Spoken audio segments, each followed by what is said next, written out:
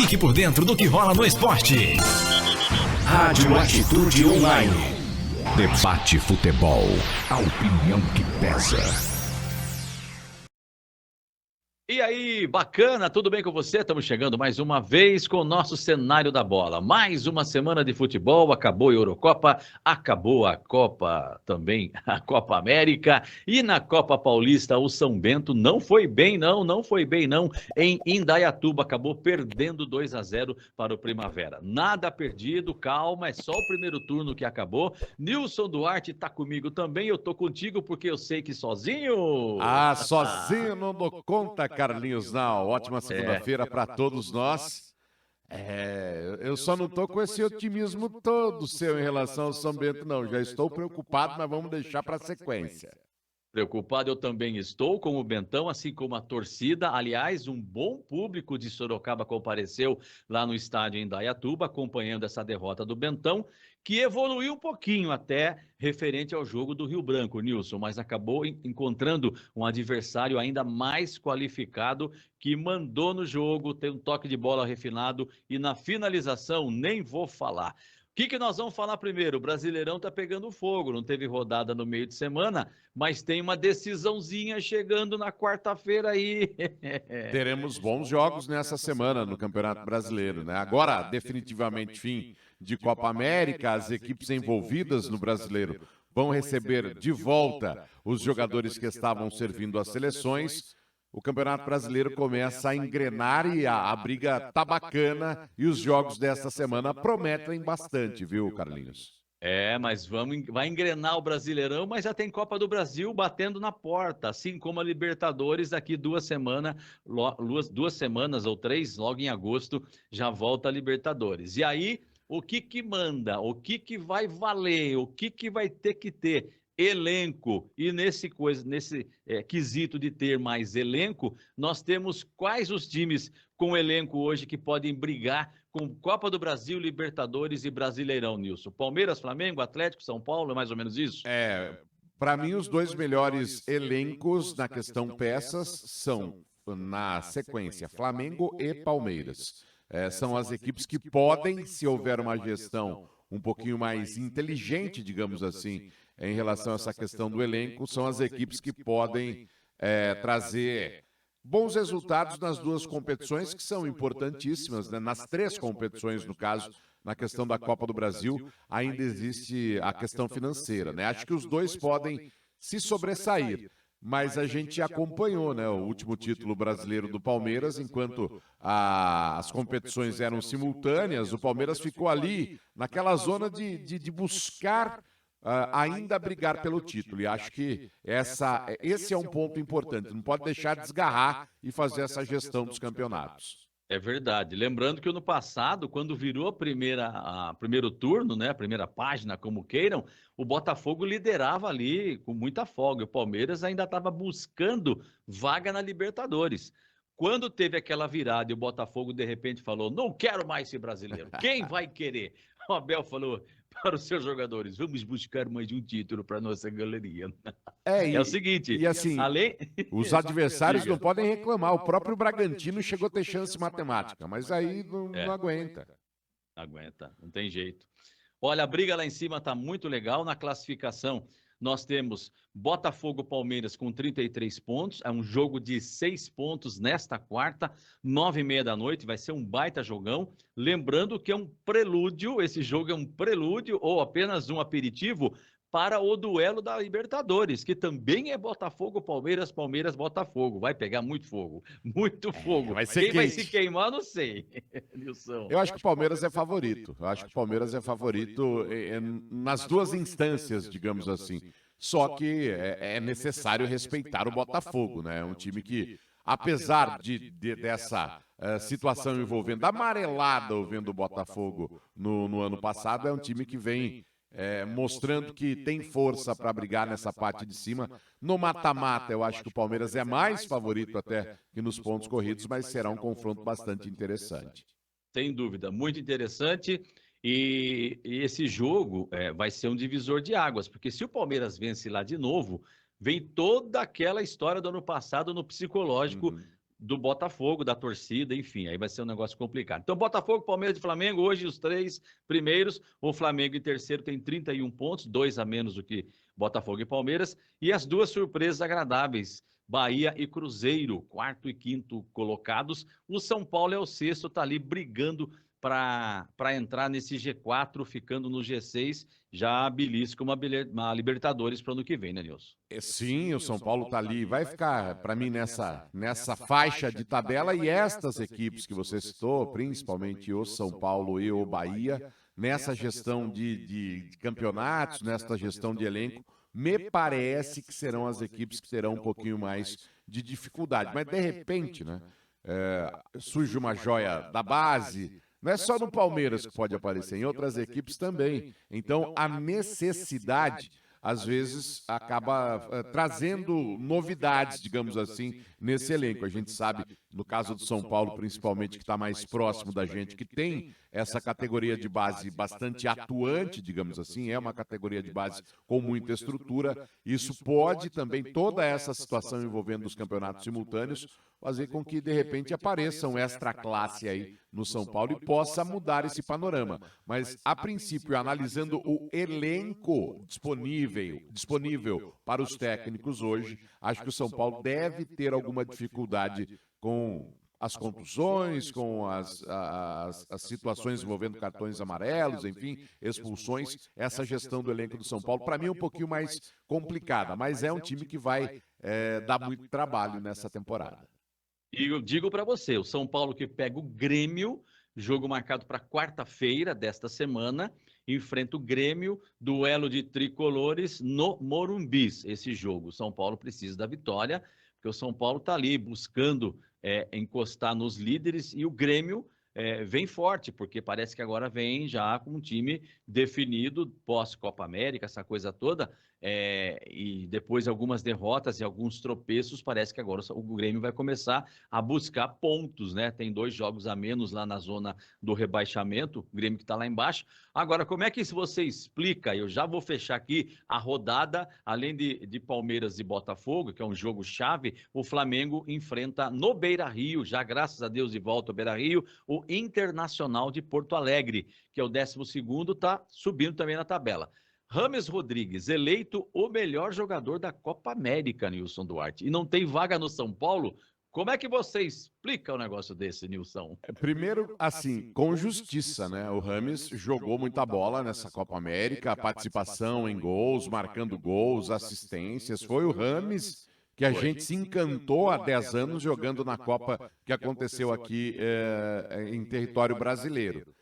Foi. Só que tem um detalhe, né? Eu vi um corte de um podcast de Vanderlei Luxemburgo falando sobre isso.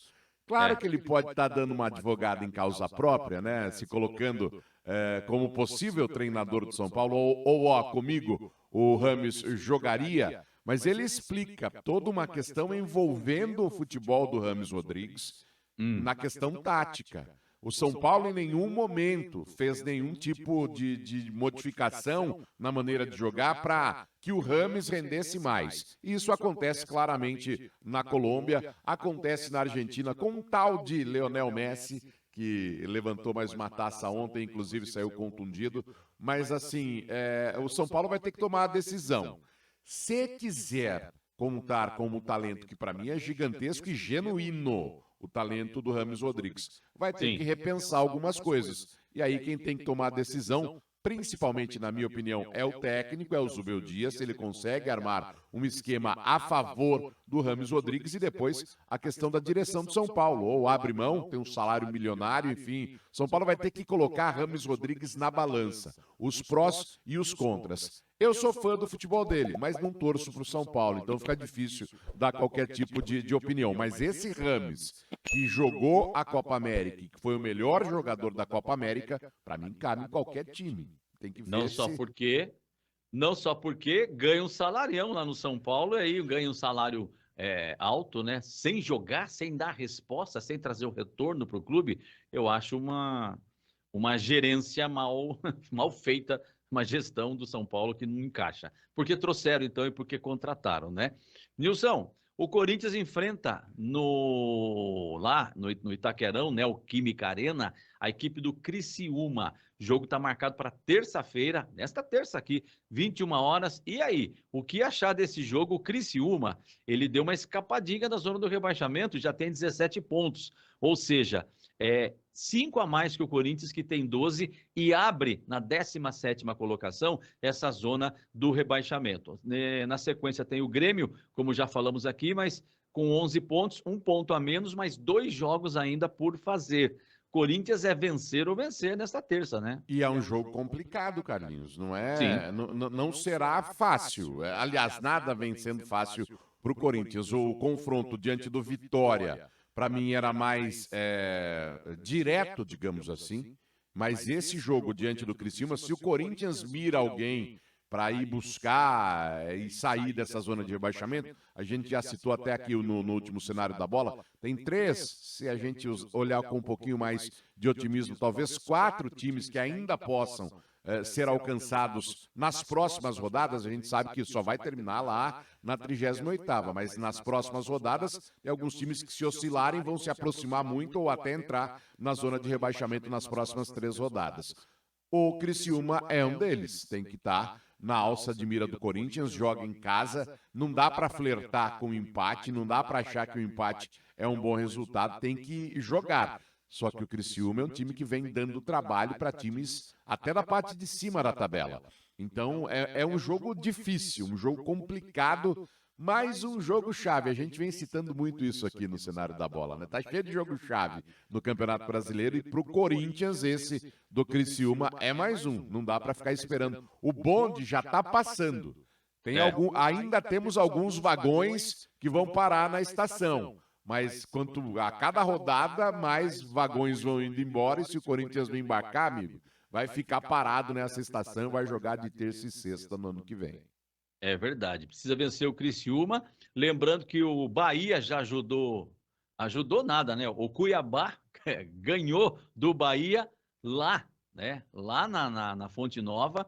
Muita reclamação do Rogério com o gramado lá da casa do Bahia. O negócio eu não sei o que vai render, mas vamos falar do Corinthians. Eu falei do Cuiabá, porque o Cuiabá também já subiu na tabela de classificação, já deixou o Corinthians para trás. O Cuiabá também tem 17 pontos. O Vitória é que tem 15, mas o Corinthians vencendo, ainda assim não passa o Vitória. Mesmo com Vitória, o Corinthians não passa o Vitória e Sim. Continua na zona do rebaixamento, Nilson. É complicado. O Vitória que pega o Fortaleza lá no Castelão. Jogo difícil para o Vitória. Chegou o momento das equipes da zona de rebaixamento, primeiro fazendo a sua parte, né? O que não é naturalmente fácil, porque não estão fazendo, né? Senão não estariam nessa faixa da tabela. Mas dá aquela secada básica também, né? Algumas equipes aí são chaves, algumas equipes acabam sendo alça de mira. E para mim é Vitória, Criciúma, o Vasco da Gama, com essa última arrancada, se coloca momentaneamente como uma equipe que deixa de lado essa briga para fugir da zona de rebaixamento, mas pelo histórico do Vasco, pelo elenco do Vasco, por todo o contexto de bastidor também poderia ser uma equipe a ser almejada. Mas as equipes da parte que estão na zona de rebaixamento hoje precisam pensar em jogar bola, né? Precisam pensar em começar a fazer a sua parte. É verdade. Por falar em Vasco, o Vasco joga lá em Goiânia, né, no Antônio Ascioli, contra o Atlético Goianiense, que é o penúltimo colocado com 11 pontos. Uma vitória do Atlético vai para 13. Dependendo da combinação de resultados aí, pode quase que escapar da zona do rebaixamento. Mas a equipe do Atlético pega o Vasco, que teve, nesse momento de SAF, alguém botou a mão no cofre lá e contrataram o Coutinho. O que você achou dessa contratação? Pode colaborar e somar com esse Vasco para o segundo turno do Brasileiro? Cabe a mesma análise em relação a Rames Rodrigues. Não é o Coutinho que a gente conheceu há 10, 12 anos atrás. É um outro jogador. Senão ele estaria na seleção. O talento, ele tá lá, mas tem a fase de descendência na questão de idade, na questão da carreira mesmo. Se o Vasco da Gama também jogar pró-Coutinho, eu sou sempre a favor do talento. Gosto muito desses jogadores, desses meias que armam, jogadores inteligentes. Mas depende muito do esquema tático usado. O Coutinho chegou fazendo muitas exigências, achei até um pouquinho acima do tom, mas se o Vasco acha que é um bom negócio, tem que fazer. Nem sempre é um bom negócio você trazer medalhão, mas o Vasco arrisca. Acho interessante e acaba fomentando também o próprio campeonato, né? O produto fica mais valorizado. Se a gente tiver aí um Rames jogando, se a gente tiver um Felipe Coutinho, são os camisas 10 na essência, né? Tem o Paulo Henrique Ganso também ainda jogando de uma maneira interessante no próprio Fluminense. Enfim, eu gosto desse tipo de jogador, mas depende de quem está contratando e principalmente de quem está escalando. É verdade, Nilson Duarte. Bom demais ter você por aqui no cenário da bola. A bola já está rolando por aqui, então deixa seu like, se inscreve no canal, ativa o sininho, deixa seu comentário. Por falar em comentário, o pessoal está perguntando aqui, já que o Vasco é uma SAF, já vamos voltar para o São Bento, a gente já vai de Bentão por aqui, que não deu no sábado, acabou perdendo. O pessoal perguntando, Nilson, e a SAF do São Bento? Teve uma reunião semana passada, mas é um processo muito lento, né? 2 reuniões para atender dúvidas de sócios. 2 dias seguidos no Humberto Reale. A presença dos torcedores, dos sócios, foi razoável, eu diria. Mais de 10%, com certeza, de todos os sócios ativos estiveram nesse giro. Acho que algo em torno de 40% quase dos sócios ativos foram ouvir essa palestra, e é aquela coisa, o São Bento, sempre me coloquei a favor desta SAF bem administrada, bem gerida, digamos assim, bem estudada antes de qualquer tipo de assinatura, de qualquer tipo de batimento de martelo, mas me parece que o palestrante, enfim, todos os envolvidos foram para, de fato, explicar o que seria uma SAF dentro do São Bento, já com a tendência de mostrar bons resultados. Enfim, é um processo lento, ainda vai passar por vários estágios, mas o São Bento vai caminhando. E, assim, à distância, eu acompanho com bons olhos toda essa preparação, toda essa questão de etapa por etapa, sem queimar nenhum tipo de largada, para que, quando de fato a SAF acontecer, ela seja interessante. Falei aqui no cenário da bola na última quinta-feira, já havia acontecido a primeira reunião, depois nós tivemos a segunda, que foi no fim de semana. Temos aí os jogadores, os cabeças, entre eles o Zé Roberto. O Investidor Master seria uma empresa ligada ao agronegócio, só que assim, você chama o sócio torcedor, explana o que é uma SAF, explana a questão dos investimentos, de CT, de próprio comodato em relação ao Walter Ribeiro, só que ninguém sabe quem é. Talvez seja uma questão de negócio, e aí a gente também tem um posicionamento, uma estratégia de negócio, você não divulgar antes quem seria esse investidor. Mas é algo importante sim também. Acho que nos próximos passos o São Bento vai acabar divulgando, olha, a empresa X vai aportar 100, 130 milhões para isso, para aquilo, para a categoria de base, para a estrutura, para time, para montagem de elenco, que na verdade, no fim das contas, é o que mais o torcedor se preocupa, porque a essência de um time, primeiro, é ele estar em campo, em segundo, estar disputando de maneira digna os campeonatos e galgando melhores posições. Acho que essa é a essência de uma associação, de um time de futebol que o torcedor acompanha. Então, é importante a questão campo também em todo esse estudo envolvendo a SAF. Maravilha. Nilson Duarte falando aqui para você, opinando. Bacana demais, Nilson. A SAF é um processo lento, a gente espera que, se for bom e para o bem do São Bento, que aconteça, né, num bom contrato, para trazer uma boa gestão, uma boa parceria, para o São Bento ter um Walter Ribeiro um pouco melhorado, ou bem melhorado, precisa de muita coisa lá, né? E também o centro de treinamento, investimento em categorias de base, que hoje está fazendo muita diferença para grandes clubes do futebol brasileiro. Basta ver aí, como disse o Ademir Fezan, o Palmeiras, que tem esse elenco. Palmeiras agora contratou alguns jogadores, né? Mas o elenco tem colocado à disposição de Abel Ferreira já há algum tempo ótimos jogadores que, infelizmente, são vendidos para a Europa, para o exterior, porque são jogadores que chamam muita atenção do mercado internacional. Vamos botar essa bola dentro de campo, Nilson? Tirando do São Bento, né, da parte administrativa, se vai ser SAF, quando ou não, a dúvida. O pessoal está perguntando, então você que está com a gente, vamos fazer o seguinte, Nilson, o pessoal pode deixar opinião sobre a SAF no São Bento. É uma boa? Você concorda? Não? De que forma seria? Deixa a sua opinião, seu comentário. Nós vamos sortear aqui essa semana uma camisa do Bentão, presentão lá da Loucos por Futebol na Penha 496. Voltando para campo, dentro de campo a bola rolando, não deu para o São Bento. Você acompanhou o jogo, né, Nilson? Não conseguiu narrar com a gente. O Matheus Moraes narrou aqui, foi muito legal. E o Cleiton Volpe, já foi goleiro da base do São Bento, esteve com a gente. 2-0 Primavera, que é um time redondinho. E tem investimento, tem investidor, jogadores moram lá debaixo da arquibancada, tem alojamento, quer dizer, é um trabalho de longo prazo. Eu encontrei torcedores por aí e falei, pô, São Bento, perder do Primavera, não sei o quê. É que o pessoal não conhece, né, Nilson?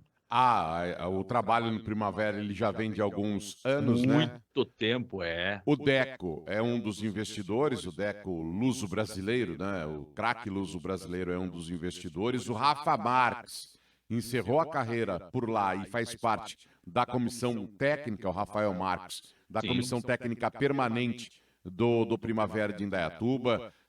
Remodelaram até escudo, o estádio tá bacana. O gramado do Mário Limonge, que era bem ruim, tá bem cuidado. Então isso aí são indícios de que o time tá se preparando para crescer. Outro detalhe importantíssimo. Grupo, né? Outro detalhe importantíssimo. Fernando Marchiori é técnico do Primavera. Há um ano atrás, ele treinava a Série B.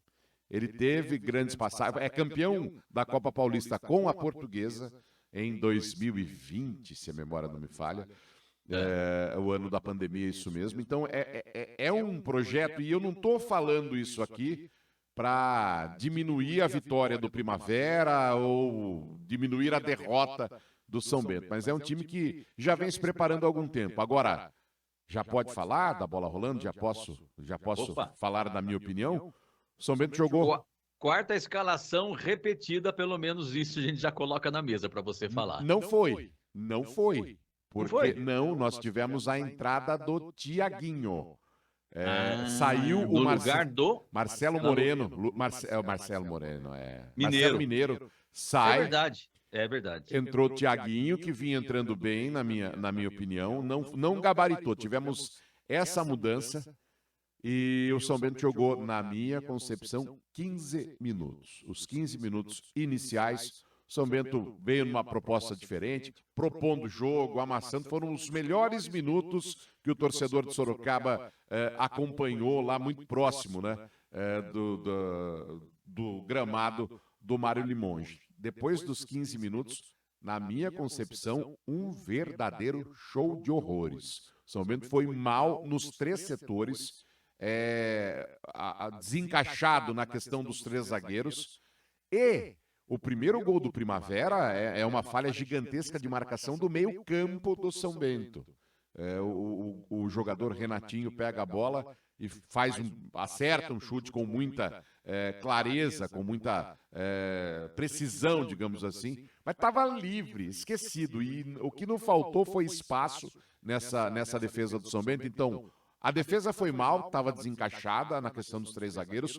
Os laterais, continuam. O Barreto, santo Deus, intermediária e balão na área. Não faz nunca uma ultrapassagem, nunca é opção. Então, para mim, foi mal também. A modificação pelo lado direito, porque aí o São Bento jogou um pouquinho diferente.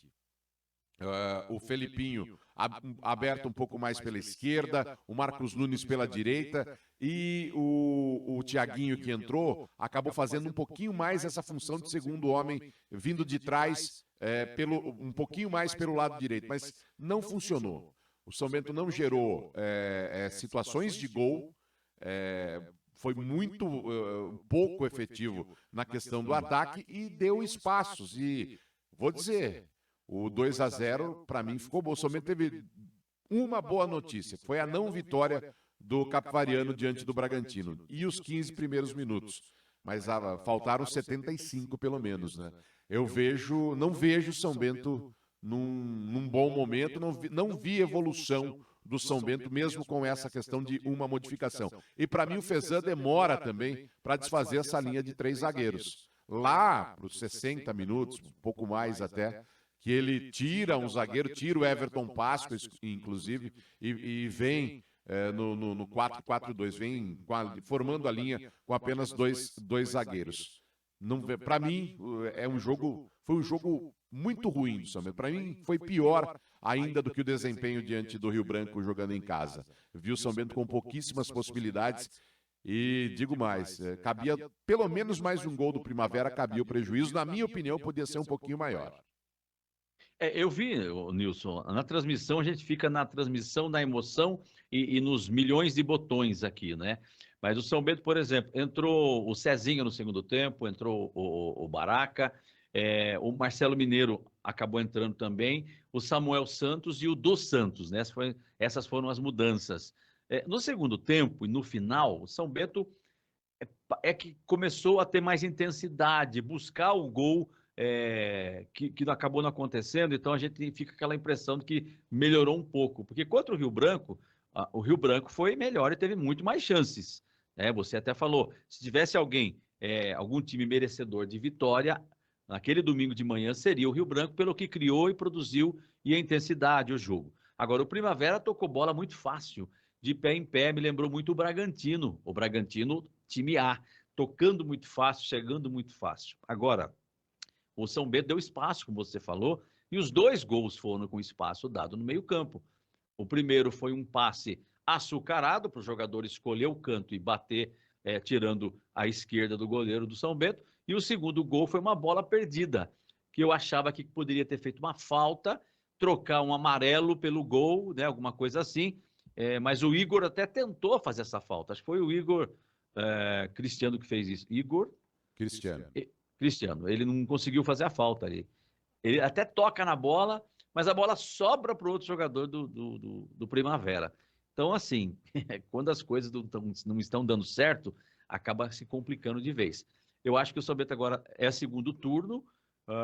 Ele conseguiu, nesse primeiro turno, já falando da tabela aqui, né? Porque o jogo você já desenhou para o nosso torcedor que nos acompanha como foi.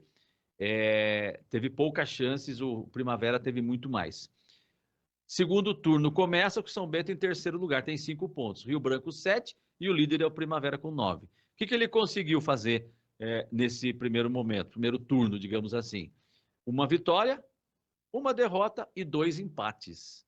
Tem que melhorar pelo menos 2 vitórias para classificar legal, né, Nilson? Tem que buscar pelo menos mais 2 vitórias nesses últimos 2 jogos e ainda pode não ser suficiente.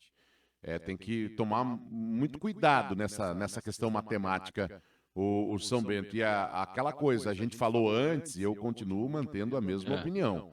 Vai ser vergonhoso para o São Bento se o São Bento nos classificar para a segunda fase da Copa Paulista dessa vez. Vergonhoso. Mas são 3, né? São 3 São 3 e ainda entra um melhor quarto colocado. Para configurar a chave redondinha. Mas seria uma vergonha. Né? O São Bento voltou o segundo tempo, só para finalizar a questão do jogo ainda diante do Primavera. Foram 3 substituições já de início no segundo tempo, mostra que de fato o Ademir Fezan estava bem incomodado com o desempenho do São Bento. Torcer para que o bom trabalho aconteça e agora vai ter que buscar a vitória fora de casa, vai ter que tentar vencer o Capivariano. Não dá para flertar mais com aquela situação. E eu dizia assim, a gente falando de jogo-chave no Campeonato Brasileiro, né? Para mim era jogo-chave para o São Bento diante do Primavera, para mostrar se o São Bento brigaria pela liderança do grupo ou se brigaria para a classificação. Me parece que é a opção B, a atual realidade do São Bento. Eu esperava uma evolução maior com a folga na tabela, com 15 dias para trabalhar, e esperava uma evolução maior depois do empate diante do Rio Branco jogando em casa. E, para mim, nessas duas questões, o São Bento não evoluiu e vou além, para mim, involuiu. O São Bento, para mim, teve um desempenho muito abaixo do que o empate contra o Rio Branco em casa, que já não foi bom. É verdade, mas a primeira partida nos deixou um pouco iludidos, assim como o torcedor também. Aliás, um bom público, eu repito, esteve lá em Indaiatuba. Aproximadamente 50 são-bentistas estiveram por lá, atrás do Carlinhos, gol. público, mais um motivo para cornetar. Acho que eu tô azedo nessa segunda-feira, não é possível. Tivemos mais de 1.400 torcedores em Indaiatuba acompanhando esse jogo. Mais de Bom 1.400. público. Maior que o público que acompanha o São Bento no SIC. Em Indaiatuba, que é bem menor que Sorocaba, Sim. uma cidade maravilhosa, linda, evoluída, com muita tecnologia, uma cidade moderna e nova. Mas o Primavera vem fazendo um bom trabalho, merece, porque quem faz trabalho, quem trabalha, né, quem faz tudo certinho, merece. São Bento precisa melhorar. Eu acho que ainda tem que melhorar, e aí a gente não sabe o que o Ademir vai fazer. Vamos acompanhar, vamos ver a semana do São Bento para esse jogo do Capivariano, que é lá em Capivari, do lado aí, dá 40, 50 minutos de viagem, mas vai ter que vencer agora, dar uma resposta agora, é vencer ou vencer, para começar a dar novos ares para ele mesmo, né? Uma resposta para o próprio time nesse campeonato, terceiro lugar nesse grupo, com todo respeito à Primavera e Rio Branco, o São Bento, de sua tradição e sua história, tem que estar pelo menos em segundo e classificando fácil num grupo de 5 pontos com Capivariano e Red Bull Bragantino, que já deu adeus, eu acho. Matematicamente ainda dá, mas não dá mais pelo futebol que vem jogando. O Red Bull é uma história diferente, uma realidade totalmente diferente do São Bento. É isso, Nilson. Vamos nos preparar e na quinta-feira vamos ver o que a gente tem para falar do Bentão, que no sábado volta a campo em Capivari? Até lá, o São Bento deve abrir treino, normalmente faz esse tipo de trabalho, entrevista coletiva, até para a gente sentir como o São Bento vai se preparar para enfrentar o time do Capivariano no próximo sábado, né, dia 20, na verdade. Então a gente já está falando aqui que daqui a 5 dias o São Bento joga. Olha, o Mário César Passos pergunta aqui, e o Diego, quando é que joga, hein? Mais uma vez o Diego não foi relacionado e não sei. Eu acho que fisicamente ele estava fazendo um trabalho fora de Sorocaba, inclusive. É. Já está na hora de voltar, né? Já deu umas 3 semanas aí, né, de treinamento físico e tal. Se a gente pensar que o Diego entrou 10, 15 minutos no segundo jogo do São Bento lá em Bragança Paulista, depois o São Bento folgou por 2 semanas, quando voltou para enfrentar o Rio Branco, ele já não foi relacionado, inclusive o próprio Juliano Amorim citava esse trabalho de recuperação do Diego, já não esteve presente novamente nesse fim de semana, e aí o tempo urge também, né? De repente, não sei. Primeiro turno já foi embora. Já é retorno, então tem que... Você não pode acelerar, que o processo a gente sabe como é que funciona, mas de repente talvez o São Bento já passou um tempo bom. Eu acho que o tempo já deu legal. E assim, mas dependendo do que é a contusão, ou qual é o problema da contusão do Diego, talvez o São Bento nem possa contar com ele na competição. Não deve ser algo, acho eu, que não é apenas a questão física, porque ele entrou em campo, ele estava treinando, ele estava se movimentando e jogou 15 minutos e depois não esteve mais apto. E aí a gente tem essa informação desse trabalho que o Diego busca, que o próprio São Bento busca fora de Sorocaba, indo à capital para fazer esse trabalho de recuperação. Então, a se aguardar. É uma peça que falta nesse time. O Felipinho é um jogador que se esforça bastante, mas as características são diferentes. O Diego é aquele meia mais inteligente, digamos assim, que faz o jogo fluir um pouco mais. O Felipinho é um jogador de mais arranque, de correr com a bola e, repito, jogou muito mais aberto pelo lado esquerdo nesse último jogo do que distribuindo o jogo nesse meio campo. É uma expectativa para sabermos se ele vai ter condição e, se tiver condição, é uma peça importante. Samuel Santos também pode ser essa peça importante, mas também me parece que tem alguma questão envolvendo a parte física dele e por isso ele vem sendo menos aproveitado. Existem algumas peças ainda e esta talvez seja a grande esperança do torcedor do São Bento, viu, Carlinhos? Estas peças que podem aparecer a qualquer momento. Ou, de repente, alguma contratação pontual para dar um jeito nesse time, para o time ter um pouco mais de rendimento, principalmente no meio de campo, ou uma própria mudança de 3 zagueiros. De repente, o Ademir vai repensar. Vamos aguardar para o próximo sábado uma vitória do São Bento. A gente torce muito para isso contra o Capivariano, claro, com transmissão aqui da Rádio Atitude Online no YouTube para você. Nilson, Eurocopa, deu Espanha 2-1. Você transmitiu? Sim. Sim. Dá para dar uma pincelada rápida? O que você achou?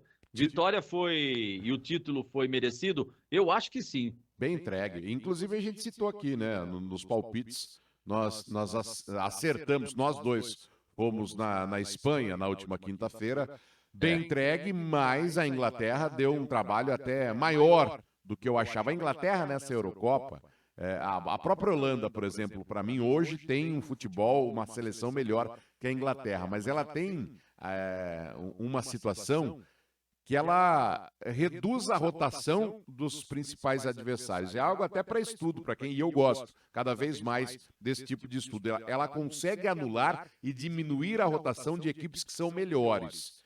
E aconteceu com a Holanda, para mim foi muito claro, mas em outras situações também na Euro. E essa diminuição de rotação acabou não funcionando com tanta efetividade diante da Espanha. Mas ainda assim funcionou, não foi longe de ser o melhor jogo da Espanha na Eurocopa. Fez 1-0, chegou a tomar um empate, depois que saiu o Harry Kane, o Watkins entrou e marcou o empate. Eu já estava me preparando para narrar mais uma prorrogação, e aí a Espanha, com justiça, marca o 2-1 e leva o título. Mas a Inglaterra deu trabalho. Acertamos, mas deu trabalho, viu, Carlinhos? É verdade. E o Yamal é um belo jogador, né? É um jogador sensacional. Não foi nem tão brilhante na final, mas ele chama a atenção de marcadores. E aí os outros puderam fazer a diferença. Bem merecido o título da Espanha na Eurocopa. A Espanha fatura mais um. Carlinhos. E a Inglaterra vai continuar, né? A Inglaterra continua sem e daqui 2 anos tem Copa do Mundo. Se a Espanha arrumar um centroavante, com todo respeito ao Morata... até o capitão da equipe, é um cara que tem história e tal, mas se arrumar um 9, de verdade, esse time vem voando para buscar o bicampeonato daqui a 2 anos. Hoje eu colocaria isso, mas não é pelo título, porque a Itália ganhou a Euro há 4 anos atrás e nem foi para a última Copa. Hoje eu colocaria a Espanha como a principal favorita para ganhar uma Copa do Mundo, com o elenco que já tem. E se pintar um camisa 9 ali, meu camarada, vai ser difícil ganhar dos homens. Ajeita tudo ali, é verdade. Agora, vamos falar do atual campeão mundial, que é a Argentina, também campeã da Copa América. E aí você coloca a Espanha como favorito, bem, porque o Messi não joga mais, acho que o Di Maria... Di Maria não mais, certamente não mais. Acho que o Messi também não joga mais a próxima Copa. Já não sei se vai aguentar, né? Não sei, hein? Porque ele do falou jeito que ele chorou ontem, acho que ele quer jogar até os 40. Ele falou que não jogaria, mas o Messi, é importante lembrar, antes do título da Copa, numa derrota da Argentina em Copa América, ele chegou a falar que não jogaria mais, depois voltou atrás e voltou a vestir a camisa da seleção. A se observar, o Messi estará com 39 anos daqui a 2 anos. Tem 37. Dá ainda. O Di Maria não, já saiu chorando ontem. Despediu. O cover do Caio Rossini lá não veste mais a camisa da Argentina. Abraço pro Caio Rossini. Olha, a Argentina esperou o momento certo, a paciência, a persistência e sabendo que a qualquer momento o gol sairia, e quando deixaram e teve espaço, trocou passes ali da entrada da área, no setor direito, aquele tiro certeiro, até daria pro goleiro, mas aspecto físico, já aos sei quantos minutos de jogo, uma partida que teve 75 minutos de atraso e uma desorganização total. Falamos disso na quinta-feira, tá bom, Nilson? Tá. A vitória da Argentina.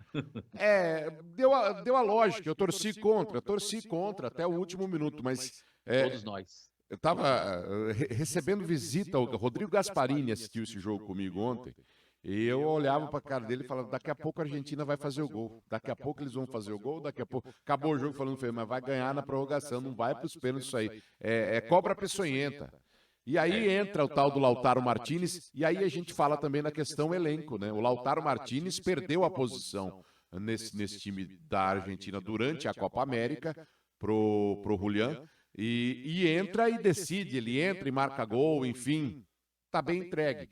Torço contra? Sempre vou torcer contra a Argentina. Na final de 2022, eu também não gosto da França, tenho um certo trauma com a França, né? Copa de 86 é a primeira que eu lembro e a gente perdeu para eles nos pênaltis, aí aconteceu tudo que aconteceu em 98, 2006. Também não sou nenhum fã da seleção francesa, mas e seco muito a seleção argentina, acho que isso que é natural. Mas tá bem entregue também o título, pode ter sido a última dança do Messi, certamente foi a última dança do Di Maria, e parabéns para eles, parabéns. A gente tem que admitir quando funciona. Tem um goleiro chato demais, né? Que se fosse para os pênaltis, eu falava aqui em casa, mas se for para o pênalti, nem precisa ter cobrança. Dá o título para a Argentina, porque o tal do Dibu lá não perde uma cobrança, uma disputa por pênaltis. Você falou na quinta-feira isso aqui. Maravilha, Nilson. É isso. Ficamos por aqui. Bora! Bora guardar a bola no cenário da bola por aqui, desfilando para vocês as informações. Carlinhos Nau, Nilson Duarte. Olha, fiquem com Deus. Ótima semana para todo mundo. Na quinta-feira a gente vem para trazer a expectativa e o que o São Bento terá para enfrentar o Capivariano, dessa vez lá em Capivari. É o segundo turno da Copa América e nesse meio de semana... América não. América acabou. América acabou. Pelo amor, chega de sofrimento. Foi da Argentina, foi. Copa Paulista, que fica na América. Isso. Aí, saiu bem. E nós teremos aí um Brasileirão. Eu sempre falo, tá pegando fogo e cada rodada tá legal. Esse pontos corridos. Eu acho que esse Brasileirão, nos últimos 5 anos... Parece que é o que está mais legal, né? Cada jogo é uma decisão, é muito legal. Você vê o jogo do Bahia, você assiste Fortaleza, Atlético, os Atléticos, e torce lá o Flamengo e o time, os antes torcendo contra, ou Corinthians na zona do rebaixamento. Quer dizer, o campeonato tá assim, ó, tá borbulhando, parece uma leiteira esquentando água para fazer o café e ninguém tira da leiteira do fogo. Tá assim, Nilson. Ebulição no Campeonato Brasileiro, eu curto. Total. Abraço para você, fica com Deus. E você que tá com a gente, se inscreve no canal, deixa o like, ativa o sininho, deixa seu comentário, mesmo depois da live, porque você concorre a uma camisa da Loucos pro Futebol. Nilson, grande abraço, ótima semana, até quinta-feira. Valeu, Carlinhos, até quinta. Tchau. Tchau.